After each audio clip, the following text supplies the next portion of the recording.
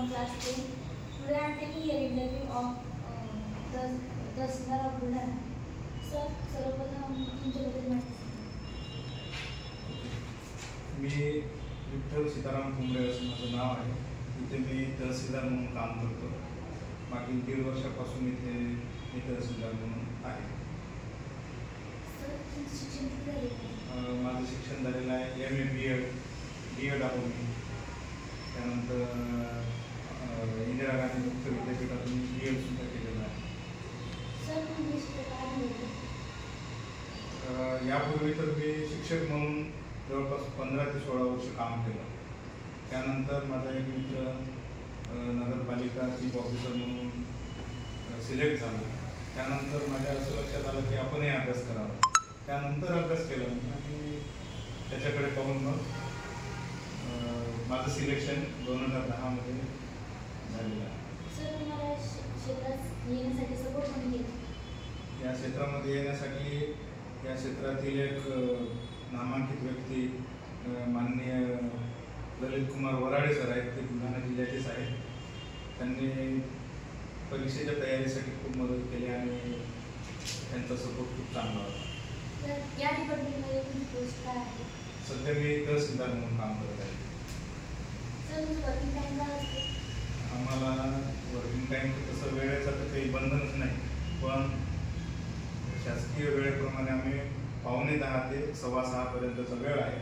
परंतु रोज आम्हाला 7 वाजतात, कधी 8, इलेक्शन व्हेरियस टाईपची कामं आम्हाला करावं लागतात. त्यामुळे वेळेचं काही असं जरी ठरलेला वेळ असला तरी वेळेच्या व्यतिरिक्त बसल्याशिवाय इकडची जनसामान्यांची कामे होऊ शकत नाही.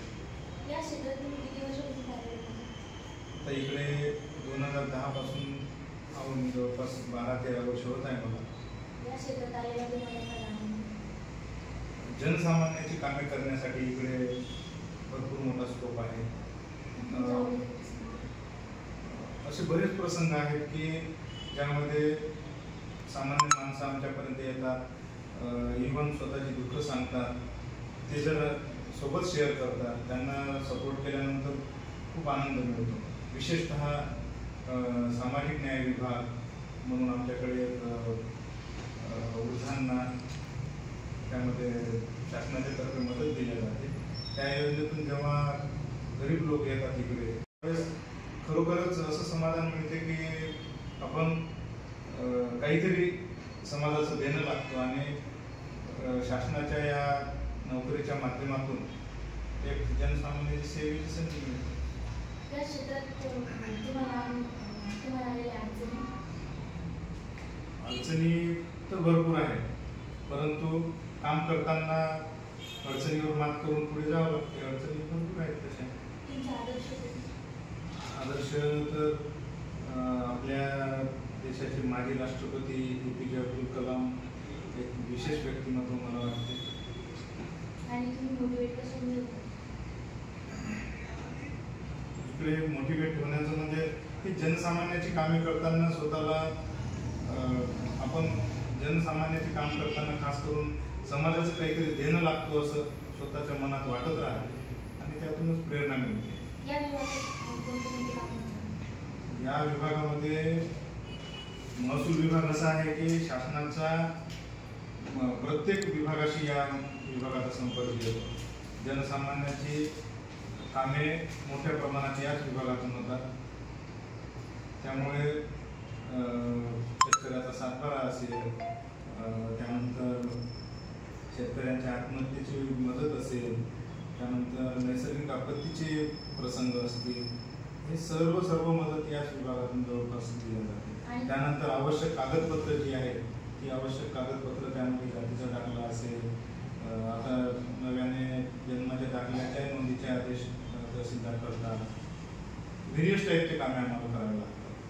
आणि तुम्ही आम्हाला विद्यार्थ्यांना या मुलाखतीतून काय प्रेरणा द्याल? विद्यार्थ्यांसाठी तर त्यांनी MPSC, आता मी MPSC मधून आहे, तर त्यांनी पहिल्यांदा UPSCचा प्रयत्न करावा, जेणेकरून संपूर्ण देशात सेवेची संधी मिळते. UPSCच्या माध्यमातून आपण MPSCच्या माध्यमातून महाराष्ट्रपुरती सेवा असते ही सिव्हिल सर्व्हिस. तर मला असं वाटतं की विद्यार्थ्यांनी स्पर्धा परीक्षेत यायला पाहिजे.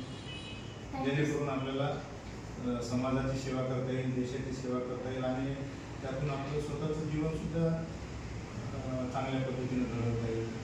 मला असं वाटतं की सर्व विद्यार्थ्यांनी तुमच्यासारख्या चांगला अभ्यास करावा आणि स्वतःचं भविष्य उज्ज्वल करावं.